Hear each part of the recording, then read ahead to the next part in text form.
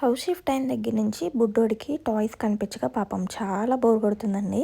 So, నేను కొన్ని కొన్ని తీసి ఇస్తున్నా. బట్ అయినా అంత సాటిస్ఫై అవ్వట్లేదు.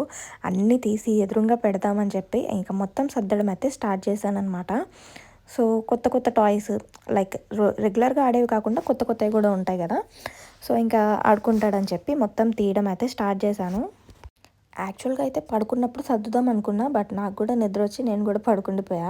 ఇంకా ఇప్పుడు కూర్చొని మొత్తం అన్నీ ఒకసారి ఆర్గనైజ్ చేసి పెడదాం అనుకున్నా.